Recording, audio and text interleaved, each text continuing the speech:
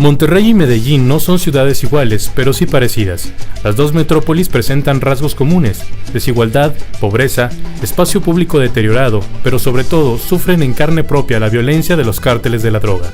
Hasta hay una similitud geográfica: las dos están rodeadas de cerros.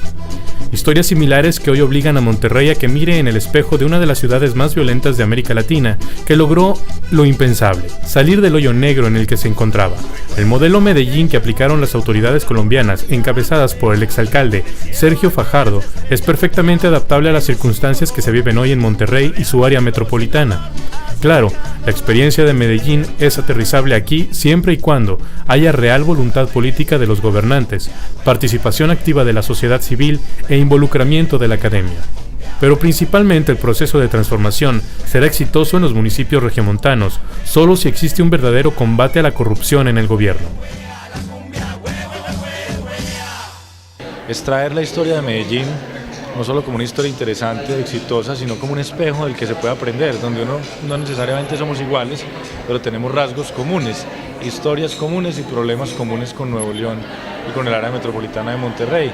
Historias de violencia, de pobreza, de desigualdades, de problemáticas urbanas, de espacio público, de ocupación del territorio, y creemos que la experiencia de lo que ha pasado en Medellín en la última década puede ser muy valiosa para aquellos alcaldes que están comenzando su gestión y para otras organizaciones empresariales, comunitarias, académicas que están apoyando esa gestión de estos 3 años que comienzan los alcaldes ahora. Es decir, nosotros queremos motivar la conversación alrededor de lo que va a pasar en Nuevo León en los siguientes 3 años. La voluntad política y el liderazgo político es condición necesaria, pero no es suficiente, en particular cuando uno ha tenido situaciones de crisis como las que hemos vivido en nuestros países y en nuestras ciudades.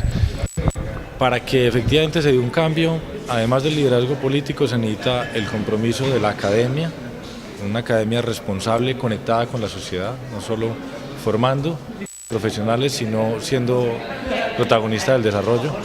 Segundo, el compromiso y la participación directa de las organizaciones ciudadanas y comunitarias, como usted decía, porque finalmente ya en el siglo XXI no hablamos de unos gobernantes que entregan unos servicios, sino unos gobernantes que lideran y una que conjuntamente con el Estado construye, organiza y pone a marchar distintas acciones ciudadanas, centros culturales, instituciones educativas, proyectos de convivencia y seguridad.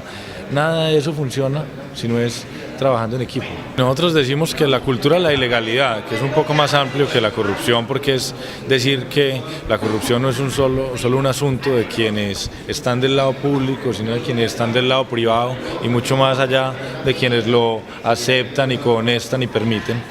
Esa cultura de la ilegalidad, decimos nosotros, es uno de los primeros rasgos que hay que atacar en una sociedad como la nuestra. No se puede tolerar nada de corrupción, pero al mismo tiempo hay que generar amplios programas de formación ciudadana que mejoren incluso la manera como nos comportamos en el espacio público. Si hacemos o no hacemos ruido cuando estamos en el barrio, si pasamos o no pasamos la calle por donde hay que cruzarla, si usamos adecuadamente o no el transporte público, si participamos en las decisiones de lo público, en las reuniones que se convocan, no solo en los actos electorales, pues el día de elecciones. Entonces, esa lucha contra la cultura de la ilegalidad, que también pasa por poner en evidencia cuáles son los comportamientos que todos podemos tener y que permiten que eso suceda, es fundamental. Sobre eso uno ya puede empezar a resolver los problemas, o al mismo tiempo que va avanzando en eso va resolviendo los problemas. Pero definitivamente es uno de los males endémicos más dañinos para estas sociedades, porque cuando usted ve que el líder político, que debe ser un ejemplo, no está actuando correctamente, destruye la confianza total de la sociedad, no solo en el sector público, sino que uno empieza a mirar para los lados a ver quién es el que me va a jugar sucio. Nosotros, como bien lo dice David, somos unos colaboradores, unos motivadores de un proceso que lo pudimos ver hace un par de meses, cuando por iniciativa del TEC se congregaron a las nuevas administraciones que iban a empezar alrededor de una temática que es la experiencia de Medellín, con la complementación de unos empresarios y de la academia.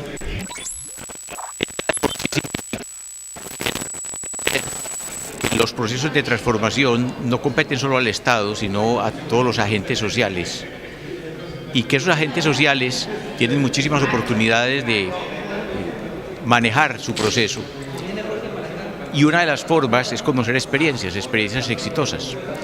El de Medellín, no hay duda, es un caso de experiencia que lo que se hizo es mostrable, es posiblemente adaptable a las circunstancias de distintos estados o municipios, y que por supuesto tiene unos elementos que no simplemente se ven desde el punto de vista del territorio. Yo quiero destacar uno, que sí veo progreso, es ver el entusiasmo que, por lo menos de lo que llamamos hasta hoy, San Pedro,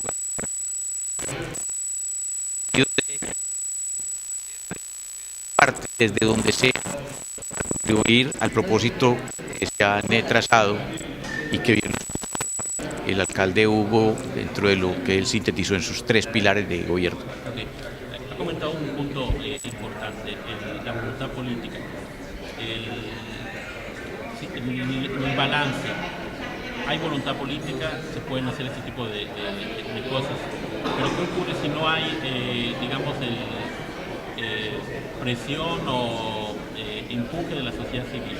¿Qué tanto le da de peso a usted a la voluntad política o a la participación ciudadana para que se implementen se logren ese tipo de cosas? Yo creo que lo que usted dice, todas son variables que no pueden excluirse, hacen parte de los componentes que hacen integrar un proyecto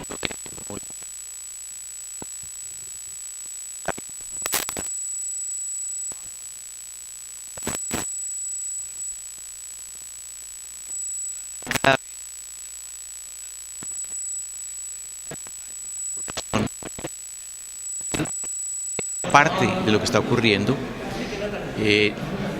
Ya hemos mencionado otros, como las universidades, como los gremios, como los empresarios, que por lo que se ve ahí están dispuestos a una llamada, y yo la veo absolutamente clara desde el punto de vista del mandatario de San Pedro.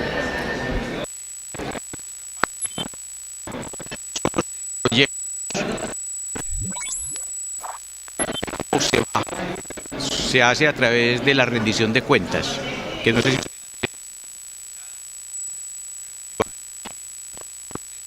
se hace a través de Alcalde ¿Cómo vamos?, que ya lo tienen ustedes también definido, y que se convierten en una especie de escenario para medir si se va o no se va y cómo se va.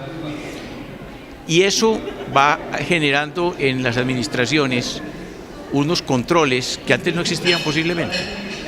Ahora casi se podría decir que se van volviendo unos vigilantes invisibles, visibles, que a su vez le dan mucho material a ustedes los medios de comunicación. ¿Qué hemos hecho nosotros? Y dentro del tema de buscar la legalidad como un comportamiento de la sociedad, y bien lo decía David, no solamente de los funcionarios públicos, y que es toda una cultura de la legalidad. Hay instrumentos que pueden servir en esa lucha contra la corrupción. Por ejemplo, las rendiciones de cuentas con una periodicidad sistémica y temática, entre las cuales está cómo van las ejecuciones de los presupuestos, para hablar de recursos económicos. 2, unos estatutos concretos, claros, transparentes sobre la forma de contratación, que sean de público conocimiento, que sean auditables por la comunidad, por los amantes de los instrumentos u organismos de control que existan. 3, las organizaciones de participación, que ustedes llaman colonias, creo que son también una forma muy eficiente de que tutelen, vigilen y ese lo vuelvan un propósito general, que eso no tiene partido político, eso no tiene temporalidad, ese es un propósito social que hay que construirlo, y hay que construirlo a partir de que se vayan viendo resultados también con lo que se hace, y que esos resultados apuntan a lo más importante, que se llama confianza.